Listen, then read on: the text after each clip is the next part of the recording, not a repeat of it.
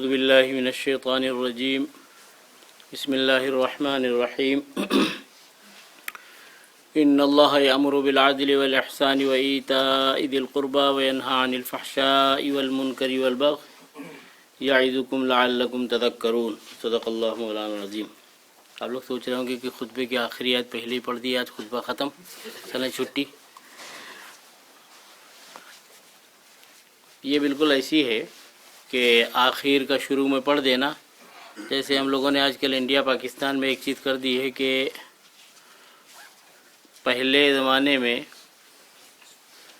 بچہ جب پیدا ہوتا تھا تو ایک کان میں اذان ہوتی تھی، دوسرے میں اقامہ، اور اب لوگوں نے کیا کیا ہے، دفن کرنے کے بعد قبر پہ اذان کہنے لگے، تو الٹا ہونے لگا معاملہ۔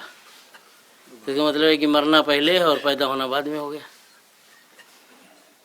تو جو چیز حدیث اور قرآن میں نہیں ہوگی اپنی طرف سے کریں گے، وہ الٹی نہیں ہوگی تو کیا ہوگا؟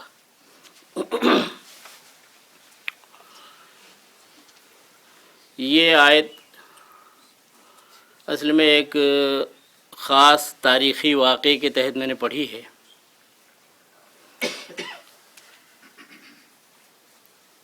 جب آدمی اقتدار کے نشے میں آتا ہے تو اس وقت وہ کام کر گزرتا ہے جس کو کہتے ہیں خدا کی بھولی باتیں۔ خدا سے غافل ہو کے آدمی جب زندگی گزارتا ہے تو پتہ نہیں کیسے کیسے کام کر ڈالتا ہے۔ ہوا یہ تھا کہ جب حکومت خلفائے راشدین کے بعد، یعنی حضرت ابوبکر، عمر، عثمان، علی رضی اللہ عنہم اجمعین کے بعد حضرت امیر معاویہ رضی اللہ تعالیٰ عنہ کے خاندان میں آئی، اس میں اچھے لوگ بھی گزرے اور کچھ ایسے لوگ آ گئے کہ جنہوں نے حضرت علی رضی اللہ تعالیٰ عنہ اور اہل بیت کا احترام کرنے کے بجائے بے حرمتی پہ اتر آئے اور خطبے میں طرح طرح کی باتیں ہونے لگی۔ تو اللہ تعالیٰ نے اسی خاندان میں ایک شخص کو پیدا کیا، عمر ابن عبدالعزیز رحمہ اللہ۔ تو انہوں نے اس بدعت کو تو کیا موقوف کہ ممبر اس لیے بنایا گیا، ممبر رسول اس لیے ہے کہ کسی کا تذکرہ کیا جائے اور برے الفاظ کے ساتھ۔ تو اس وقت سے یہ آیت جاری کر دی خطبے میں، اور چاروں خلفاء کا نام انہوں نے جاری کیا کہ تاکہ ان کا مقام، ان کا احترام برقرار رہے اور اللہ کے رسول صلی اللہ علیہ وسلم کے بعد جو ان کا درجہ ہے وہ لوگوں کے ذہن میں بیٹھے۔ اگر کوئی شخص خطبہ دے اور خطبے میں صرف 3 مرتبہ سبحان اللہ یا الحمدللہ کہے اور بیٹھ جائے، خطبہ ادا ہو جائے گا۔ جمعہ کی نماز پڑھ لیں۔ اور نکاح میں جو خطبہ ہوتا ہے، نکاح میں تو خطبہ نہ تو فرض ہے نہ واجب ہے، وہاں تو 2 گواہ ہوں اور لڑکا اور لڑکی دونوں بالغ ہو، اقرار اور اعتراف کر لیں کہ ہم ایچ ادر سم تھنگ۔ وہ آپ کو سب کو پتہ ہے، اچھا یاد ہے، وہ بھول نہیں سکتے۔ اب دیکھیے مائک پکڑاتے وقت بچے سے پوچھیں آپ کو قبول ہے تو قاضی صاحب کا جملہ نہیں ختم ہوتا، پہلے ہی بول دیتے وہ۔ تو ہم واپس لے کے کہتے ہیں میاں یہ کہو قبول کیا میں نے اس کو for whole life one wife. تو خیر، تو یہ خطبہ جمعے کے لیے تو ضروری ہے، چاہے وہ 3 تسبیح کے برابر ہو، 3 الحمدللہ کے برابر ہو، اور نکاح میں ضروری نہیں۔ نکاح میں 2 گواہ ہوں اور لڑکا اور لڑکی بالغ ہوں، اقرار اعتراف کرنے ختم ہو گیا، نکاح ہو جائے گا۔ تو حضرت عمر ابن عبدالعزیز رحمۃ اللہ علیہ، انہوں نے اس آیت کا کہنا چاہیے کہ مقام بتایا کہ اگر کوئی شخص روزانہ گھر سے نکلتے وقت اس آیت کو وظیفے کے طور پہ پڑھ لیا کرے، پوری زندگی کا خلاصہ ہے۔ اس میں باتیں 6 ہی ہیں لیکن پوری زندگی کا خلاصہ۔ ایک بہت بڑے صحابی ہیں، ابو حنیفہ رحمۃ اللہ علیہ کے فقہ کی بنیاد جن کے اوپر ہے، عبداللہ بن مسعود رضی اللہ تعالیٰ عنہ۔ اور یہ وہ صحابی ہیں کہ ایک مرتبہ حضور صلی اللہ علیہ وسلم نے ارشاد فرمایا کہ آج رات کو میرے ساتھ وہ شخص چلے گا کہ جس کے قلب اور دل میں ذرہ برابر کبر نہ ہو، بڑائی نہ ہو۔ معمولی بات نہیں ہے۔ کھڑے ہو گئے، اللہ کے رسول صلی اللہ علیہ وسلم نے دیکھا، ہاں तुम हो सकते हो। नबी जिसके मुतवाज़े होने की गवाही दे, उसके जन्नती होने में क्या शुबा हो सकता है। और एक मरतबा क्या हुआ कि अल्लाह के रसूल सल्लल्लाहु अलैहि वसल्लम के मिसवाक के लिए एक दरख्त पे चढ़े कोई शाख लाने के लिए, तो इनके पैर बड़े पतले पतले थे। सहाबा ने देखा और आपस में तो ताल्लुकात जैसे हमारे आपके उनके भी होते थे, वो भी तो इंसान ही थे, तो हंसने लगे वो लोग कि अब्दुल्ला का बदन इन पे कैसे टिकता होगा इतनी पतली टांगों पे। तो अल्लाह के रसूल सल्लल्लाहु अलैहि वसल्लम ने देख लिया और पूछा तुम लोग क्यों हंस रहे थे, तो उन्होंने बताया। देखिए, एक होता है, एक तो है मजाक, एक है मिजाह।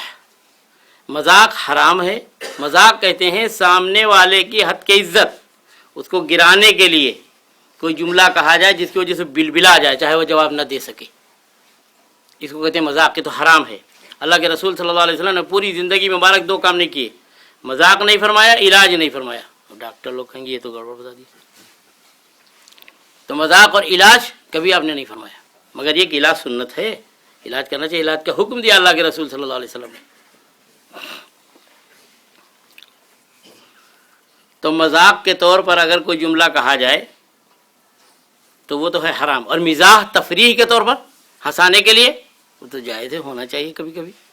बिल्कुल मालूम आबूसन कमतरीरा बने बैठे रहते हैं बिल्कुल, तो घर में भी इख्तलाफात, कहेंगे सारी मुस्कुराहटें तो बाहर के लिए, यहाँ आए तो बिल्कुल अबूसन कमतरीरा बन जाते हैं, तो झगड़ा नहीं हुआ तो क्या होगा।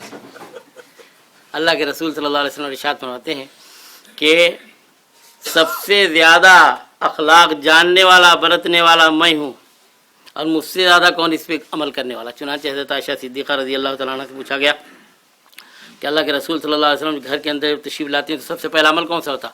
आपने फरमाया मिसवाक, और उसके बाद हम कोई काम कर रहे हैं उसमें लग जाते हैं आप काम करने, और कभी कभी दिल लगी हंसाना, तफरीही बातें करना। तो अब्दुल्लाह इब्न मसूद रज़ी अल्लाह तआला अन्हु की टांगें देखा, उन लोगों ने कहा कि तो बड़ी पतली है, इस पर बदन कैसे टिकता होगा। तो हुज़ूर अकरम सल्लल्लाहु अलैहि वसल्लम ने इरशाद फरमाया कि तुम तो अब्दुल्ला के ईमान के बारे में नहीं मालूम, ये जो ओहद पहाड़ है ये कुछ भी नहीं है इसके ईमान के सामने अगर पलड़े में रख दिया जाए। अब्दुल्ला इब्न मसूद, उनका अमल और उनका इल्म इतना गहरा, और जब अमल इल्म के मुताबिक होता है तो उसका असर भी होता है। एक मरतबा ये दोपहर को कूफे में भेजा था अल्लाह के रसूल सल्लल्लाहु अलैहि वसल्लम तबलीग के लिए। दोपहर को कहीं रुमाल डाले हुए तेज़ धूप निकल रहे थे, एक शख्स बाजान था, गवैया, बड़ा अच्छा गला था उसका, वो अपने गा रहा था, लोग जमा थे, पैसे से कमाता था। तो गुजरते गुजरते ज़रा सा टिके और उसके बाद आगे तशरीफ़ ले गए। उसकी निगाह पड़ गई, उसने लोगों से पूछा कि ये कौन थे। कहा तुमको नहीं पता, अब्दुल्ला इब्न मसूद रज़ी अल्लाह तआला अन्हु थे, हुज़ूर सल्लल्लाहु अलैहि वसल्लम के सहाबी।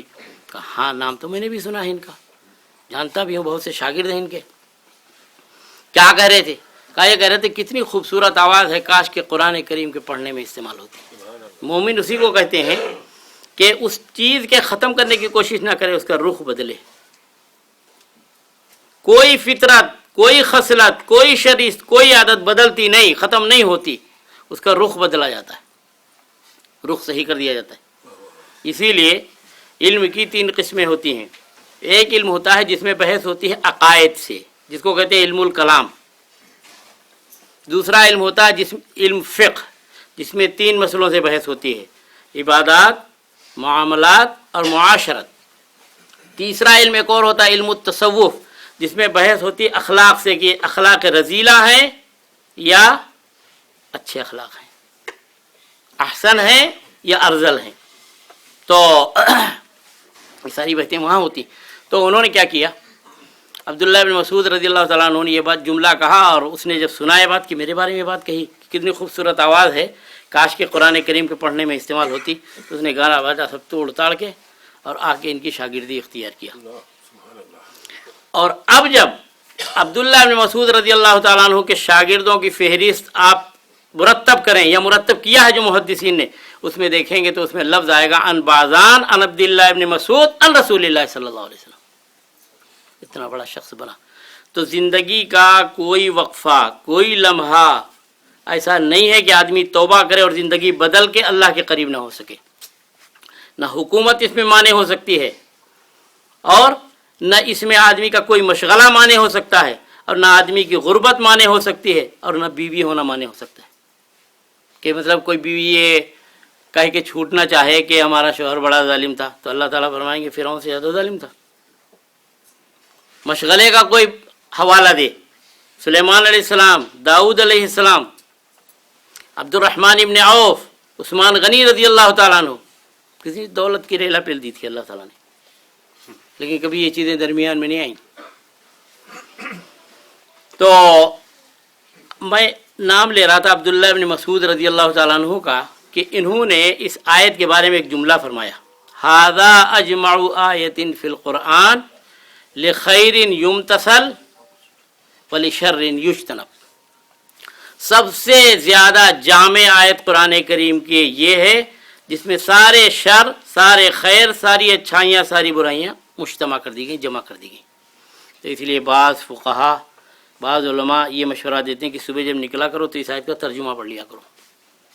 کیا ہے؟ ان اللہ یامر بالعدل والاحسان وایتاء ذی القربى. تین تو کرنے کے کام ہو گئے کہ اللہ تعالیٰ آپ کو حکم دیتے ہیں انصاف کا، احسان کرنے کا اور غریبوں کے خیال کرنے کا، اور تین باتوں سے منع کرتے ہیں، وینہا عن الفحشاء والمنکر والبغی، کہ کھلی برائیوں سے اور جن کو شریعت نے منع کیا وہ، اور ظلم اور زیادتی سے. تین کام کرنے کے، تین سے رکنا ہے. پوری زندگی کا خلاصہ اسی میں ہے. ایک قبیلے کے سردار تھے اقسم سیفی، ان کے بارے میں لکھا یہ ہے کہ انہوں نے جب سنا اللہ کے رسول صلی اللہ علیہ وسلم کے بارے میں تو انہوں نے سوچا کہ میں جا کے ملوں. تو لوگوں نے کہا کہ آپ سردار ہیں اور پتہ نہیں کیا حالات پیش آ جائیں وہاں، لہٰذا آپ کارندے اور نمائندے بھیج کے پہلے حالات معلوم کرا لیجئے، اس کے بعد جو کچھ بات آئے گی آگے پھر دیکھا جائے گا. اچھا، چنانچہ دو لوگ گئے، جا کے ملے. تو وہاں جانے کے بعد لکھا ہے کہ دو سوال انہوں نے کیے، من انتا، آپ کون ہیں؟ تو انہوں نے جواب دیا انا محمد ابن عبداللہ، میرا نام محمد ہے اور میں عبداللہ کا بیٹا ہوں صلی اللہ علیہ وسلم. اس سے آگے کچھ نہیں فرمایا. ان کو پوچھا ما انتا، اور آپ کیا لائے ہیں، کیا ہیں؟ تو ان کا انا رسول اللہ، میں اللہ کا رسول ہوں. تو ان دونوں نے یہ دونوں جب جملے سنے کچھ تسلی نہیں ہوئی اور اس کے بعد کچھ نصیحت چاہی تو اللہ کے رسول صلی اللہ علیہ وسلم نے یہ آیت پڑھ کے ان کو سنائی، یہی ان اللہ یامر بالعدل والاحسان وایتاء ذی القربى وینہی عن الفحشاء والمنکر والبغی یعظکم لعلکم تذکرون. پھر انہوں نے درخواست کی تو اللہ کے رسول صلی اللہ علیہ وسلم نے اتنی مرتبہ اس آیت کو دہرایا اور اعادہ فرمایا اس کا کہ وہ ان کو یاد ہو گئی. چنانچہ یہ لوگ مل ملا کے گئے اور جا کے اپنے سردار اقسم سیفی سے بتایا کہ میں ملا تو دو سوالات ہم لوگوں نے کیے. پہلے سوال کے بارے میں تو انہوں نے کوئی خاص تفصیل وغیرہ کچھ کی نہیں، انہوں نے سیدھے سے بتا دیا انا محمد ابن عبداللہ، کہ میں محمد ہوں، میرے ابا کا نام عبداللہ تھا صلی اللہ علیہ وسلم. لیکن لوگوں سے جب پتہ چلا تو معلوم یہ ہوا کہ بڑے اعلیٰ خاندان کے ہیں، سب سے اشرف خاندان ان کا. اسی لیے فخر الدین رازی رحمۃ اللہ علیہ نے سورہ توبہ کی جو آخری آیتیں نقل کی ہیں اس میں ایک قرأت نقل کی ہے، لقد جاءکم رسول من انفسکم، یہ عام روایت حفص میں پڑھی جاتی. ایک قرأت اور نقل کی ہے، لقد جاءکم رسول من انفسکم، اور جب انفس پڑھیں گے تو وہ اسم تفضیل بنے گا. اور عام طور سے عربی کا قاعدہ ہے کہ جب جمع کی طرف اضافت ہوتی ہے تو استغراقی کہلاتی ہے. تو اس کا مطلب یہ ہوتا ہے کہ من انفسکم، تم میں سب سے زیادہ اعلیٰ، سب سے زیادہ اشرف. تو یہ جو لوگ اعتراض کرتے ہیں کہ تم کہتے ہو کہ ہمارے نبی امام الانبیاء ہیں، سب سے بلند ہیں، اور ان کے خاندانوں میں آپ ان کے خاندان میں دیکھنے کے لیے جائیں تو ایک باندی ہیں حضرت حاجرہ رضی اللہ عنہا. ہمارے لوگ بھی تاریخ نہ جاننے کی وجہ سے لکھ دیتے ہیں کہ ہاں وہ ایک بادشاہ کی باندی تھی، اس نے ابراہیم علیہ السلام کو ہبہ کے طور پہ دیا تھا، اس سے اسماعیل علیہ السلام تولد ہوئے اور اس سے اللہ کے رسول صلی اللہ علیہ وسلم کا خاندان چلا. یہی عام لوگ جانتے ہیں نا. اصل میں وہ شہزادی تھیں، ان کے جوڑ کا کوئی شوہر نہیں مل رہا تھا، رشتہ نہیں ہوا تھا. جب سیدنا ابراہیم علیہ الصلوۃ والتسلیم ادھر سے گزرے تو ان کا رشتہ ہوا، اس لیے قرآن کہہ رہا من انفسکم، باندی کوئی نہیں ہے آپ کے سلسلے میں. شاہ ولی اللہ صاحب محدث دہلوی رحمۃ اللہ علیہ کی جگہ نسب حسب جمع کیا اللہ کے رسول صلی اللہ علیہ وسلم کا، اور ایک حدیث تفصیلی ہے، کبھی سنائیں گے انشاءاللہ. تو اسی ہو سکتا وہیں سے لیا ہو فخر راضی سے انہوں نے کہ انفسکم کے معنی آتے ہیں سب سے زیادہ اعلیٰ، سب سے زیادہ شریف. تو وہ دونوں کہتے ہیں کہ ہم نے خاندان کا پتہ چلایا تو معلوم بڑے اونچے خاندان کے ہیں، لیکن ان کو تبصرہ نہیں کیا، تو پتہ یہ چلا کہ خاندان کوئی فخر کی چیز نہیں ہوتی. ایک بزرگ گزرے ہیں عبد الرحمن جامی رحمۃ اللہ علیہ، 32 حج پیدل کیے تھے، اور ہر مرتبہ اللہ کے رسول صلی اللہ علیہ وسلم کے یہاں زیارت کے لیے جاتے تھے، سلام عرض کرتے تھے، جواب ملتا تھا وہاں سے. یہ ہمارے کان ہیں جن میں بوجھ ہے، ثقل ہے، جواب آتا ہے لیکن ہم سن نہیں پاتے. آخر میں فرمایا کہنے لگا اس سال میرا انتقال ہو جائے گا. تو شاگردوں نے پوچھا حضرت موت کے بارے میں تو کسی کو پتہ ہی نہیں ہوتا، خود اللہ کے رسول صلی اللہ علیہ وسلم نے نہیں بتایا تھا کہ میں کب دنیا سے جانے والا ہوں، کس روز. طبیعت خراب تھی تو آدمی آثار سے پتہ لگاتا ہے لیکن متعینہ وقت تو نہیں بتایا. تو یہ آپ نے کیسے بتا دیا کہ اس سال میرا انتقال ہو جائے گا؟ 5 باتیں تو اللہ نے کسی کو بتائی نہیں. سورہ لقمان میں ہے ان اللہ عنده علم الساعة وينزل الغيث ويعلم ما في الارحام وما تدري نفس ماذا تكسب غدا وما تدري نفس بأي ارض تموت، کہ قیامت کسی کو نہیں معلوم ہوتی، بارش کا پتہ نہیں ہوتا، کسی کو ماں کے پیٹ میں حمل ہے اس کو پتہ نہیں کہ صحیح پیدا ہوگا ناقص ہوگا، اور اسی طرح کل کیا کریں گے پل کی خبر نہیں ہوتی، اور کہاں دفن ہو گئے نہیں معلوم ہوتا. تو ہم نے کیسے بتایا؟ کہنے کہ ہر سال مدینہ منورہ کی حاضری ہوتی تھی، ادھر سے جواب آتا تھا کہ بسلامت روی و باز آئی، سلامتی کے ساتھ جاؤ اور پھر آنا. اور اس مرتبہ بسلامت روی کا جواب آیا، وہ باز آئی پھر آنا، یہ نہیں آیا جملہ. اسے اندازہ لگا لیا ان کے انتقال ہو جائے گا. خود ہمارے استاد مولانا صدیق صاحب رحمۃ اللہ علیہ انہوں نے فرمایا کہ مجھے ایسا محسوس ہوتا کہ اس سال کے بعد اب میری زندگی نہیں ہے. تو ہم نے پوچھا حضرت کیسے؟ بتایا کہ میں نے اللہ سے دعا کیا تھا جب سے حافظ ہوا تھا کہ اللہ جب تک زندگی رہے ہمیشہ قرآن میں قرآن سنانے کی توفیق نصیب فرما، جب اٹھانا ہوا اسی سال میں نہ سنا سکوں، جب تک زندگی ہے ہمیشہ سنانے کی محراب سنانے کی توفیق نصیب فرما. اس سال میں بیماری میں نہیں سنا سکا، اس کا مطلب یہ کہ اور چنانچہ ہوگا ویسے. تو عبد الرحمن جامی رحمۃ اللہ علیہ فرماتے ہیں بندے اس عشق شدی ترک نسب کن جامی کہ دری راہ فلاں ابن فلاں چیزیں نے. اے جامی، اپنے آپ کو خطاب کرتے کہتے ہیں اے جامی اللہ کے صحیح بندے بن جاؤ، اس راستے میں فلاں ابن فلاں، میں سید زیادہ ہوں، میں شیخ زیادہ ہوں، میں مغل زیادہ ہوں، پتہ نہیں کون سے زیادہ، یہ زیادہ نہیں چلا کرتے. یہاں اللہ کے رسول صلی اللہ علیہ وسلم نے اپنی پھوپھی صفیہ رضی اللہ عنہا کو خطاب کر کے فرمایا تھا یا عمتی یا صفیہ، اے میری پھوپھی صفیہ، اعمال اپنے ہیں، اس غرے میں نہ رہنا کہ بھتیجا نبی ہے رسول ہے. مطلب یہ کہ یہ تو ایک اللہ کے رسول صلی اللہ علیہ وسلم نے بتایا، مگر سفارش تو اپنی جگہ پہ ہے. اب بیٹی کو بھی اسی طرح خطاب کیا حضرت فاطمہ رضی اللہ تعالیٰ. اور ہم اپنے آپ سمجھ لیتے ہیں ہم تو سید زیادہ ہیں، بخشے بخشائے ہیں، اور پتہ نہیں کون سے زیادہ لگا لیتے ہیں. وہ کہیں کہیں گے کہ ہم وہاں ہمارا خاندان وہاں سے. ٹھیک ہے بھئی، اللہ نے ایک شرف دیا ہے، ایک فضل دیا ہے، لیکن یہ فخر کی چیز نہیں. حضور ارشاد فرماتے ہیں انا سید ولد آدم ولا فخر، کہ میں اولاد آدم کا سردار ہوں لیکن مجھے اس پہ فخر نہیں ہے، فخر کی چیز نہیں. تو ان لوگوں نے یہ بتایا کہ اپنے نسب کے بارے میں تو کوئی تبصرہ کیا نہیں. البتہ دوسرا سوال ہم نے جب کیا تو انہوں نے بتایا کہ میں اللہ کا رسول ہوں.